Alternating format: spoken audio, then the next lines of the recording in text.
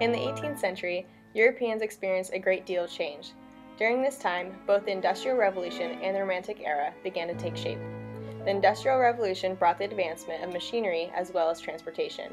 The middle class grew throughout the Industrial Revolution. The factory system and mass production allowed the middle class to afford a more comfortable and powerful lifestyle.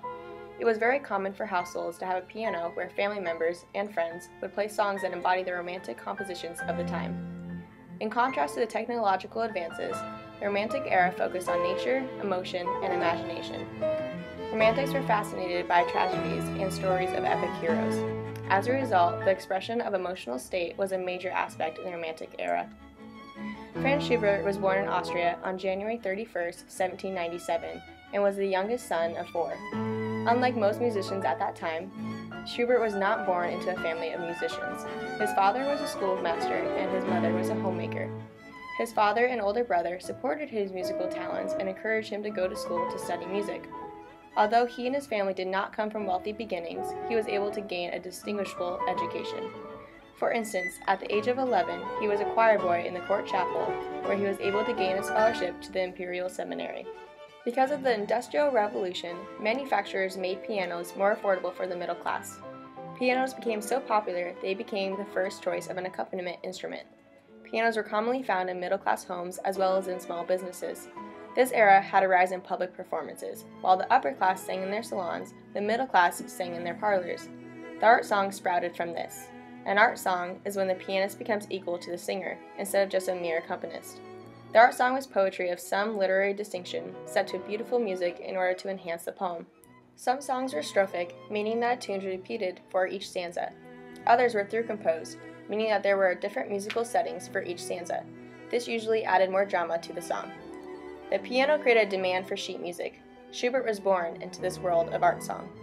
During Schubert's time, Romanticism became the dominant view of art in Europe. People became fascinated with the supernatural. Frankenstein by Boris Karloff and poems by Edgar Allan Poe became popular among the public.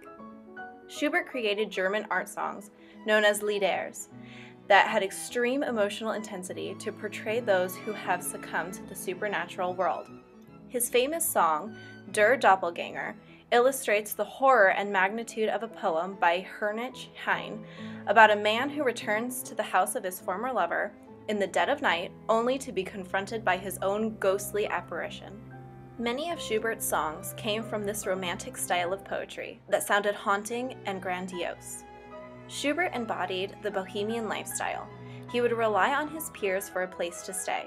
Oftentimes, his friends would loan him money, and in times of need, serve as an important network for him to be able to play his music. Schubert's songs were performed at private soirees among his friends. These parties were known as Schubertiades. Eventually, these soirees became more public for the common people to hear Schubert's music. Schubert combined Johann Wolfgang von Goethe's poem Erlking for one of the first songs he wrote.